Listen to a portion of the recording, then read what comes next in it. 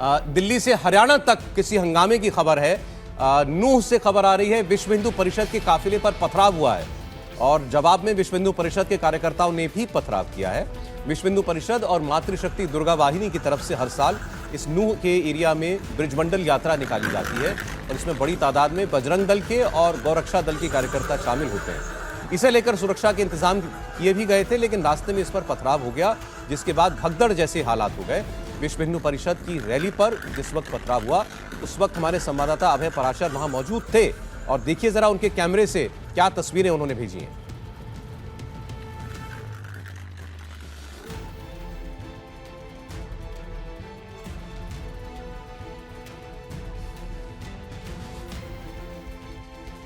कि नूह का इलाका है, फिर हम आपको बता दें, हरियाणा का नूह का इलाका।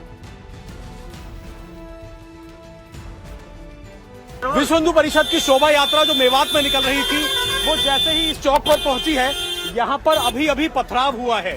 सामने की तरफ देख सकते, देखिए पथराव हो रहा है वहां पर। एक तरफ जब यहाँ से जैसी शोभा यात्रा निकली, देखिए गाड़ियां वापस यहाँ से लौट रही हैं और अचानक से एक दूसरे के आमने सामने जो दूसरा समाज है उसके लोग भी देखिए पथराव इस वक्त यहाँ पर पथराव कर रहे हैं और से वापस निकलना शुरू हो गई है। तो मेवात में विश्व हिंदू परिषद की रैली के अंदर यह हंगामा हुआ है, दोनों तरफ से बताया जा रहा है, फिर पत्थर चले हैं। लेकिन इस किस्म की घटनाएं जो होती हैं ये समाज पर बड़ा प्रतिकूल प्रभाव डालती हैं। अभी आपने जैसे ये भी देखा होगा, मुहर्रम के मौके पर कुछ जगहों पर दिल्ली में ही हुआ पथराव की घटना हो गई।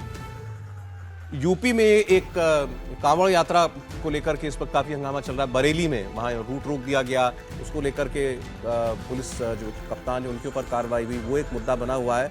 और नूह के एरिया में ये विश्व हिंदू परिषद की एक सालाना नियमित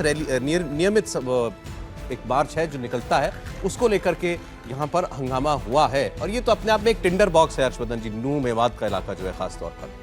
नहीं, अच्छा कि आपने 3 घटनाओं का जिक्र किया है, नूह का, बरेली का और दिल्ली का। दिल्ली और नूह में जो रास्ता था उस रास्ते से ही यात्रा गई।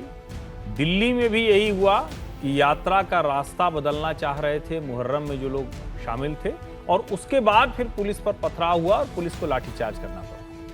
बरेली में जो घटना हुई और जो प्रभाकर चौधरी जो एसएसपी थे उनको हटाया गया, वहां भी ये कि कांवड़ यात्रा में जो लोग शामिल थे वो ये कर रहे थे और रास्ता नहीं बदलने दिया गया। मुझे लगता है कि किसी भी सरकार को ऐसे अधिकारियों को, ऐसे लोगों को हटाना नहीं चाहिए। प्रभाकर चौधरी को यूपी सरकार ने हटाया, जो बिल्कुल भी ठीक नहीं है। उनके 13 साल की नौकरी में उनके ढेर सारे 21 के आसपास ट्रांसफर हुए हैं। कमाल की बात यह है कि जब सरकार कहीं फंसती है तो उन्हीं को बुलाती भी है।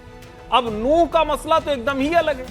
यहां जो तय यात्रा है जा रही है उसके ऊपर पथराव शुरू हो जाता है और मुझे लगता है कि ये सबसे ज्यादा चिंताजनक है जो देश के अलग अलग हिस्सों में ऐसी यात्राओं पर पथराव की घटना होती है।